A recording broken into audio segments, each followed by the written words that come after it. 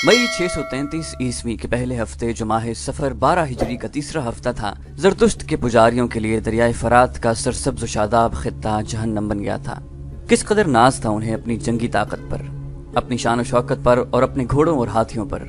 वो तो फिरौनों के हमपल्ला होने का दावा करने लगे थे और किसरा दहशत की अलामत बनता जा रहा था।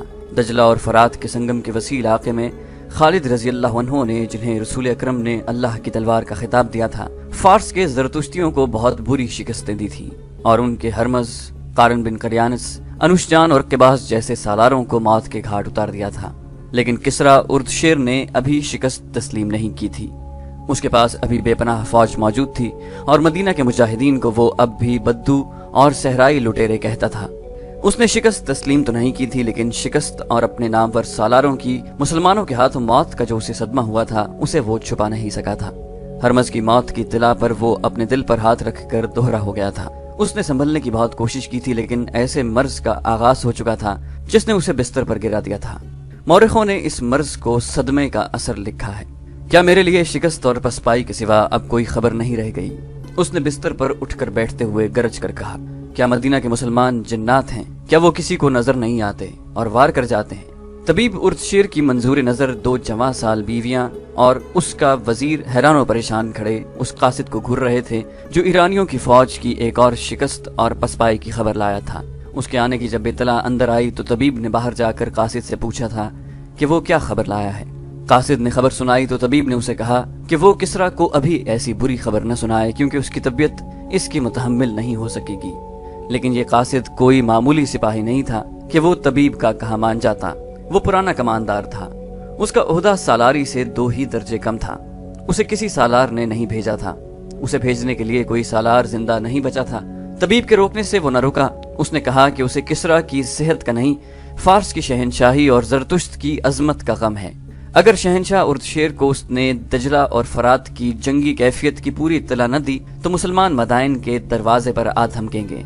उसने तबीब की और कोई बात न सुनी, अंदर चला गया और उर्दशेर को बताया कि मुसलमानों ने फारस की फौज को बहुत बुरी शिकस्त दी है।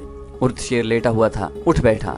गुस्से से उसके होंठ और उसके हाथ कांप रहे थे। शहनशाह फारस, कमानदार ने कहा, मदीना वाले जिन्नात नहीं, वो सबको नजर आते हैं, लेकिन क्या? उर्दशेर ने गुस्से से पूछा, क्या कारन मर गया था? जी हाँ शहनशाह, कमानदार ने जवाब दिया, वो जाती मुकाबले में मारा गया था।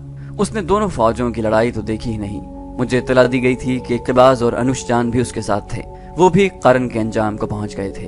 कमानदार ने कहा, वो कारन के कत्ल का इंतकाम लेना चाहते थे। दोनों ने इकट्ठे आगे बढ़कर मदीना के सालारों को ललकारा और दोनों मारे गए। शहनशाह फारस, क्या फारस की इस अजीम शहनशाही को इस अंजाम तक पहुंचना है? नहीं, गुस्ताखी की माफी चाहता हूँ।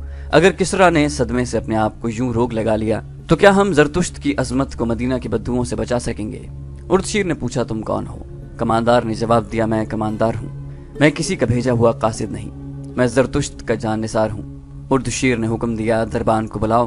तुमने मुझे नया हौसला दिया है।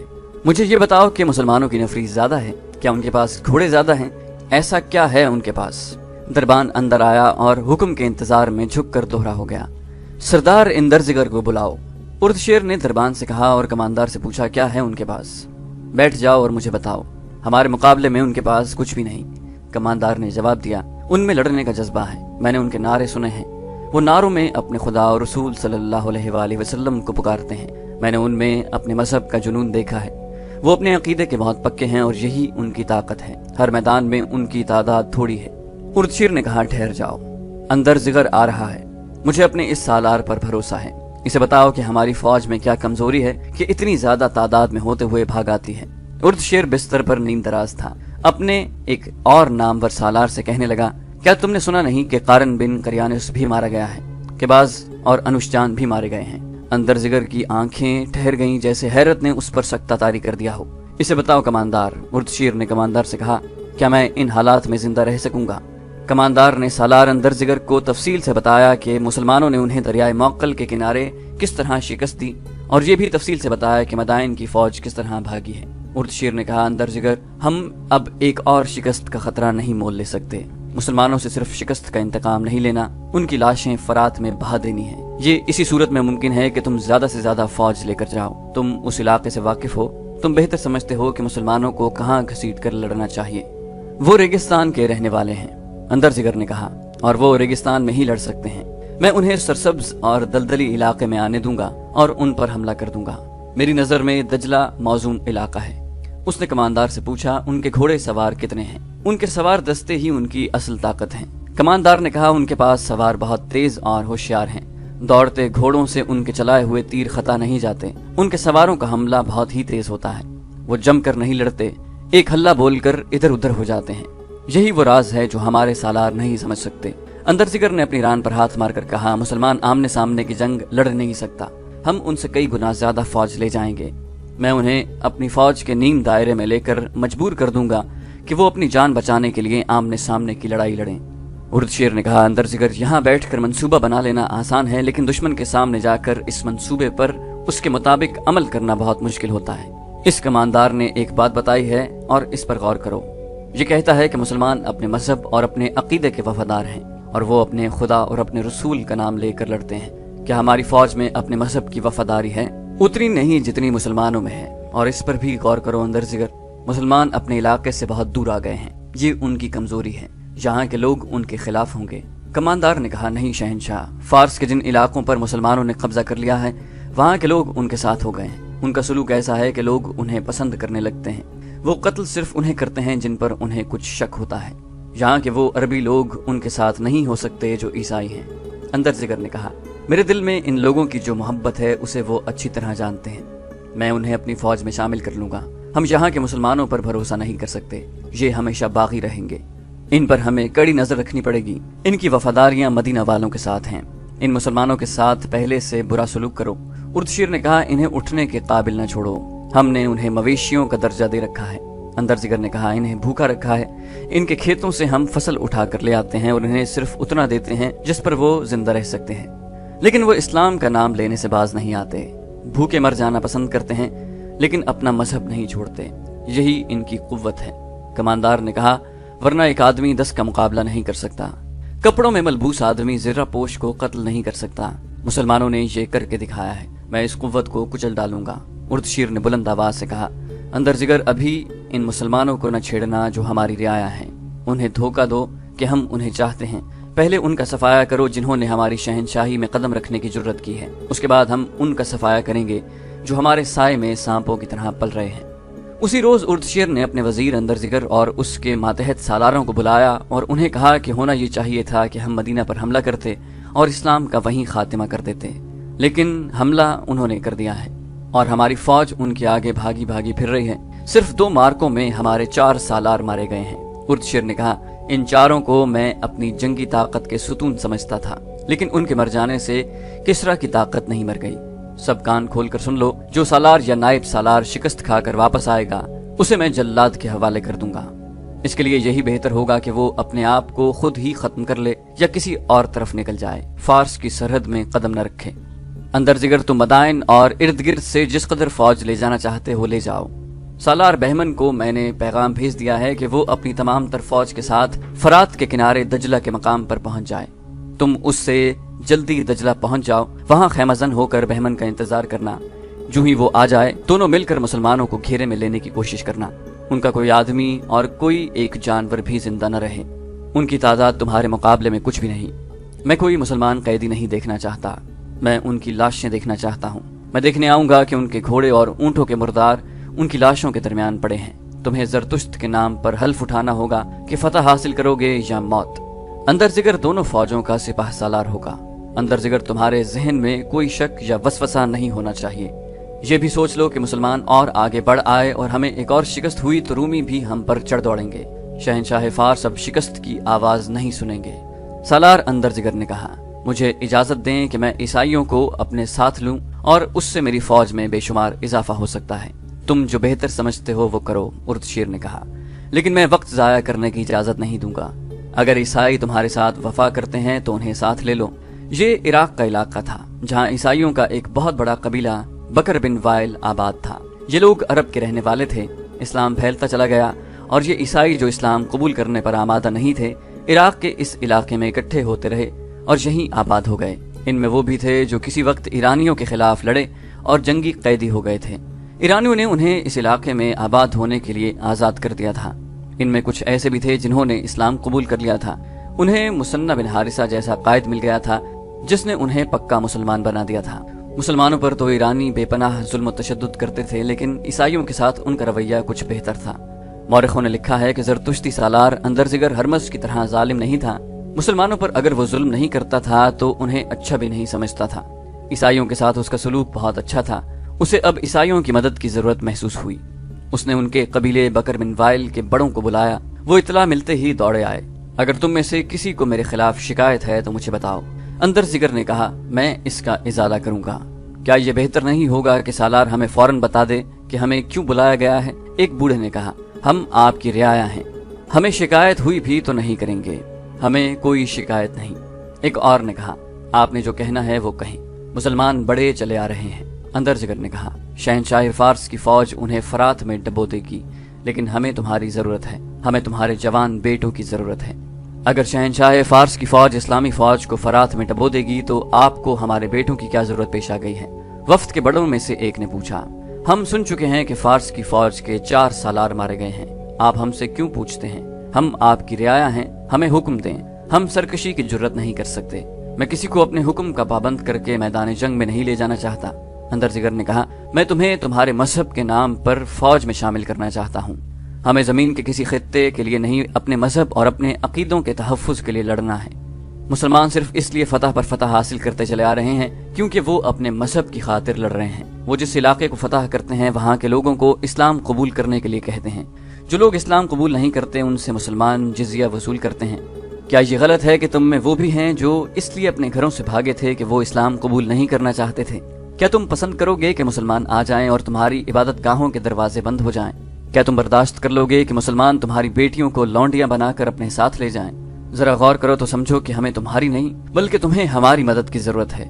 हम तुम्हें एक फौज दे रहे हैं, इसे और ज्यादा ताकतवर बनाओ और अपने मजहब को एक बेबुनियाद चीज से बचा लो। अंदर जिगर ने ईसाइयों को मुसलमानों के खिलाफ ऐसा मुश्तइल किया कि वो उसी वक्त वापस आ गए और मौरखों की तहरीर के मुताबिक अपने कबीले की हर बस्ती में जाकर ऐलान करने लगे कि मुसलमानों का बहुत बड़ा लश्कर कत्ल गारत और लूट मार करता चला आ रहा है। वो सिर्फ उसी को बख्शते हैं जो उनका मजहब कबूल कर लेता है। वो जवान और कमसिन लड़कियों को अपने साथ ले जाएंगे। अपनी लड़कियों को छुपा लो, मालो दौलत जमीन में दबा दो। औरतें बच्चों को लेकर जंगलों में चली जाएं। जवान आदमी हथियार, घोड़े और ऊंट लेकर हमारे साथ आ जाएं। शहनशाह फारस की फौज हमारे साथ है। यसु मसीह की कसम, हम अपनी इज्जत पर कट मरेंगे, अपना मजहब नहीं छोड़ेंगे। एक शोर था, ललकार थी जो आंधी की तरह दश्त जबल को, जिन्नो इंस को लपेट में लेती आ रही थी। कोई भी किसी से नहीं पूछता था कि ये सब क्या है, किसने बताया है कि मुसलमानों का लश्कर आ रहा है, किधर से आ रहा है। जोशो खरोश था। ईसाई माएं अपने जवान बेटों को रुखसत कर रही थीं। बीवियां खावंदों को और बहनें भाइयों को अलविदा कह रही थीं। एक फौज तैयार होती जा रही थी जिसकी नफरी तेजी से बढ़ती जा रही थी। किसरा की फौज के कमांडर वगैरह आ गए थे। वो उन लोगों को एक जगह इकट्ठा करते जा रहे थे जो किसरा की फौज में शामिल होकर मुसलमानों के खिलाफ लड़ने आ रहे थे। एक बस्ती में लड़ने वाले ईसाई जमा हो गए। सूरज कभी का गुरूब हो चुका था। बस्ती में मशलें घूम फिर रही थीं और शोर था। बस्ती दिन की तरह बेदार और सरगर्म थी। 2 आदमी जो इस बस्ती वालों के लिए अजनबी थे बस्ती में दाखिल हुए और लोगों में शामिल हो गए। हम एक ललकार सुनकर आए हैं, उनमें से एक ने कहा। हम रोजगार की तलाश में बड़ी दूर से आए हैं और शायद मदाइन तक चले जाएं। ये क्या हो रहा है? तुम हो कौन? किसी ने उनसे पूछा। मजहब क्या है तुम्हारा? दोनों ने अपनी अपनी शहादत की उंगलियां बारी बारी अपने दोनों कंधों से लगाईं और अपने सीने पर उंगलियां ऊपर नीचे करके सलीब का निशान बनाया और दोनों ने बैक जबान होकर कहा कि वो ईसाई हैं। फिर तुम मदाइन जाकर क्या करोगे? उन्हें एक बूढ़े ने कहा, तुम तनोमंद हो, तुम्हारे जिस्मों में ताकत है। क्या तुम अपने आप को कंवारी मरियम की आबरू पर कुर्बान होने के काबिल नहीं समझते? क्या तुम्हारे लिए तुम्हारा पेट मुकद्दस है? नहीं। उनमें से एक ने कहा, हमें कुछ और बताओ और तुम में से जो सबसे ज्यादा सियाना है हमें उससे मिलाओ, हम कुछ बताना चाहते हैं। वहां फारस की फौज का एक पुराना कमांडर मौजूद था। उन दोनों को उसके पास ले गए। सुना है तुम कुछ बताना चाहते हो? कमांडर ने कहा। हाँ। एक ने कहा, हम अपना रास्ता छोड़कर इधर आए हैं। सुना था कि मुसलमानों के खिलाफ एक फौज तैयार हो रही है। कमांडर ने कहा, हाँ हो रही है। क्या तुम इस फौज में शामिल होने आए हो? ईसाई होकर हम कैसे कह सकते हैं कि हम इस फौज में शामिल नहीं होंगे? उनमें से एक ने कहा, हम काजिमा से थोड़ी दूर की एक बस्ती के रहने वाले अरब हैं। हम मुसलमानों के डर से भागकर इधर आए हैं, अब आगे नहीं जाएंगे। تمہارے ساتھ رہیں گے۔ ہم بتانا یہ چاہتے ہیں کہ مسلمانوں کی تعداد بہت زیادہ ہے، لیکن سامنے وہ بہت تھوڑی تعداد لاتے ہیں۔ یہی وجہ ہے کہ تمہاری فوج ان سے شکست کھا جاتی ہے۔ اسے زمین پر لکیریں ڈال کر سمجھاؤ، اس کے ایک دوسرے ساتھی نے اسے کہا۔ پھر ایرانی کماندار سے کہا، ہمیں معمولی دماغ کا آدمی نہ سمجھنا، ہم تمہیں اچھی طرح سمجھا دیں گے کہ مسلمانوں کے لڑنے کا طریقہ کیا ہے اور وہ اس وقت کہاں ہیں، اور تم لوگ انہیں کہاں لا کر لڑاؤ تو انہیں شکست دے سکتے ہو۔ ہم جو کچھ بتائیں یہ اپنے سالاروں کو بتا دینا۔ ایک مشل لا کر اس کا ڈنڈا زمین میں گاڑ دیا گیا۔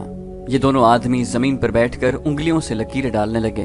انہوں نے جنگی اصطلاحوں میں ایسا نقشہ پیش کیا کہ کماندار بہت متاثر ہوا۔ اگر ہمیں پتہ چل جائے کہ مدائن کی فوج کس طرف سے آ رہی ہے تو ہم تمہیں بہتر مشورہ دے سکتے ہیں، ان میں سے ایک نے کہا، اور کچھ خطروں سے بھی خبردار کر سکتے ہیں۔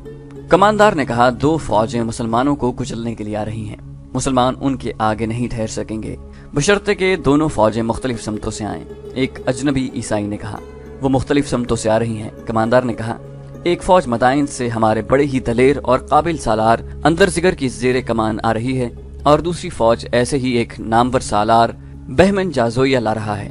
دونوں دجلہ کے مقام پر اکٹھی ہوں گی، ان کے ساتھ بکر بن وائل کا پورا قبیلہ ہوگا، چند چھوٹے چھوٹے قبیلوں نے بھی اپنے آدمی دیے ہیں، تو پھر تمہارے سالاروں کو جنگی چالیں چلنے کی ضرورت نہیں۔ دوسرے نے کہا، تمہاری فوج تو سیلاب کی مانند ہے، مسلمان تنکوں کی طرح بکھر جائیں گے، کیا تم ہم دونوں کو اپنے ساتھ رکھ سکتے ہو؟ ہم نے تم میں خاص قسم کی ذہانت دیکھی ہے، تم سالار نہیں تو نائب سالار کے عہدے کے لائق ضرور ہو، تم میرے ساتھ رہ سکتے ہو۔ کماندار نے کہا، ہم اپنے گھوڑے لے آئیں؟ دونوں میں سے ایک نے کہا، ہم تمہیں صبح یہیں ملیں گے، صبح کوچ ہو رہا ہے۔ کماندار نے کہا، ان تمام لوگوں کو جو لڑنے کے لیے جا رہے ہیں ایک جگہ جمع کیا جا رہا ہے، تم ان کے ساتھ آ جاؤ، میں تمہیں مل جاؤں گا۔ دونوں بستی سے نکل گئے۔ انہوں نے اپنے گھوڑے بستی سے کچھ دور جا کر ایک درخت کے ساتھ باندھ دیے اور بستی میں پیدل گئے تھے۔ بستی سے نکلتے ہی وہ دوڑ پڑے اور اپنے گھوڑوں پر جا سوار ہوئے۔ کیا ہم صبح تک پہنچ سکیں گے؟ ایک نے دوسرے سے پوچھا۔ خدا کی قسم ہمیں پہنچنا پڑے گا، خواہ اڑ کر پہنچے۔ یہ خبر ابن ولید تک بر وقت نہ پہنچی تو ہماری شکست لازمی ہے۔ گھوڑے تھکے ہوئے نہیں، اللہ کا نام لو اور ایڑ لگا دو۔ دونوں نے ایڑ لگائی اور گھوڑے دوڑ پڑے۔ اشر بن آصف نے بلند آواز سے اپنے ساتھی سے کہا، یہ تو طوفان ہے، اب آتش پرستوں کو شکست دینا آسان نہیں ہوگا۔ صرف بکر بن وائل کی تعداد دیکھ لو، کئی ہزار ہے۔ میں نے اپنے سالار ابن ولید کو پریشانی کی حالت میں دیکھا تھا۔ اشر نے کہا، کیا تم اس کی پریشانی کو نہیں سمجھے اشر؟ بن آصف نے کہا، ہم اتنے طاقتور دشمن کے پیٹ میں آ گئے ہیں، اللہ ہمارے ساتھ ہے۔ اشر نے کہا، آتش پرست اس زمین کے لیے لڑ رہے ہیں جو وہ سمجھتے ہیں کہ ان کی ہے، اور ہم اللہ کی راہ میں لڑ رہے ہیں جس کی یہ زمین ہے۔ یہ دونوں گھڑ سوار خالد رضی اللہ عنہ کے اس جاسوسی نظام کے بڑے ذہین آدمی تھے جو خالد رضی اللہ عنہ نے فارس کی سرحد کے اندر آ کر قائم کیا تھا۔ انہیں احساس تھا کہ وہ مدینہ سے بہت دور اجنبی زمین پر آ گئے ہیں جہاں اللہ کے سوا ان کی مدد کرنے والا کوئی نہیں۔ خالد رضی اللہ عنہ نے دشمن کی نقل و حرکت پر نظر رکھنے کے لیے ہر طرف اپنی آنکھیں بچھا رکھی تھیں۔ خالد رضی اللہ عنہ فجر کی نماز سے فارغ ہی ہوئے تھے کہ ان کے خیمے کے قریب 2 گھوڑے آ کر رکے۔ سوار کود کر اترے۔ خالد رضی اللہ عنہ نماز باجماعت پڑھ رہے تھے۔ ان سواروں کو دیکھ کر ان کے قریب جا کر رک گئے۔ گھوڑوں کا پسینہ اس طرح پھوٹ رہا تھا جیسے دریا میں سے گزر کر آئے ہیں، ان کی سانسیں پھول رہی تھیں۔ سواروں کی حالت گھوڑے سے بھی بری تھی۔ اشر، خالد رضی اللہ عنہ نے کہا، بن آصف کیا خبر لائے ہو؟ اندر چلو ذرا دم لے لو۔ دم لینے کا وقت نہیں۔ بن آصف نے خالد رضی اللہ عنہ کے پیچھے ان کے خیمے میں داخل ہوتے ہوئے کہا، آتش پرستوں کا سیلاب آ رہا ہے۔ ہم نے یہ خبر عیسائیوں کی ایک بستی سے لی ہے۔ بکر بن وائل کی الگ فوج تیار ہو گئی ہے، یہ مدائن کی فوج کے ساتھ اندرزگر نام کے ایک سالار کی زیر کمان آ رہی ہے۔ دوسری فوج بہمن جازویہ کی زیر کمان دوسری طرف سے آ رہی ہے۔ کیا یہ فوجیں ہم پر مختلف سمتوں سے حملہ کریں گی؟ خالد رضی اللہ عنہ نے پوچھا۔ نہیں، اشر نے جواب دیا، دونوں فوجیں دجلہ میں اکٹھا ہوں گی اور تم کہتے ہو کہ سیلاب کی طرح آگے بڑھیں گی۔ خالد رضی اللہ عنہ نے کہا، کماندار نے یہی بتایا ہے۔ بن آصف بولا، ان دونوں کی رپورٹ ابھی مکمل ہوئی تھی کہ ایک شتر سوار خیمے کے باہر آ رکا اور اونٹ سے اتر کر بغیر اطلاع خیمے میں آ گیا۔ اس نے خالد رضی اللہ عنہ کو بتایا کہ فلاں سمت سے ایرانیوں کی ایک فوج بہمن جازویہ کی قیادت میں آ رہی ہے۔ یہ بھی ایک جاسوس تھا جو کسی بھیس میں اس طرف نکل گیا تھا جدھر سے بہمن کی فوج آ رہی تھی۔ تاریخ بتاتی ہے کہ اندرزگر اور بہمن جازویہ کو اس طرح کوچ کرنا تھا کہ دونوں کی فوجیں بیک وقت یا تھوڑے سے وقفے سے دجلہ پہنچتی، مگر ہوا یوں کہ اندرزگر پہلے روانہ ہو گیا۔ اس کی وجہ شاید یہ تھی کہ وہ کسرا اردشیر کے قریب تھا، اس لیے اردشیر اس کے سر پر سوار تھا۔ اسے کوچ کا حکم قاصد کی زبانی پہنچا تو وہ 2 دن بعد روانہ ہوا۔ کسی بھی مورخ نے اس فوج کی تعداد نہیں لکھی جو اندر ذکر کے ساتھ تھی۔ بہمن کی فوج کی تعداد بھی تاریخ میں نہیں ملتی، صرف یہ ایک بڑا واضح اشارہ ملتا ہے کہ آتش پرستوں کی فوج جو مسلمانوں کے خلاف آ رہی تھی وہ واقعی سیلاب کی مانند تھی۔ اردشیر نے کہا تھا کہ وہ ایک اور شکست کا خطرہ نہیں مول لے گا، چنانچہ اس نے اتنی زیادہ فوج بھیجی تھی جتنی اکٹھی ہو سکتی تھی۔ تو دوستو یہ تھی ہماری آج کی ایپیسوڈ۔ امید کرتے ہیں آپ کو ہماری ایپیسوڈ پسند آئی ہوگی۔ جانے سے پہلے اس ویڈیو کو لائک، شیئر اور کامنٹ کرنا مت بھولیے، اور اگر آپ ہمارے چینل پر نئے ہیں تو اسے سبسکرائب کیجئے اور بیل آئیکن پر کلک کیجئے تاکہ آپ کو تمام ویڈیوز فوراً ملتی رہیں۔ اگلی ویڈیو تک کے لیے اپنا خیال رکھیے۔ اللہ حافظ۔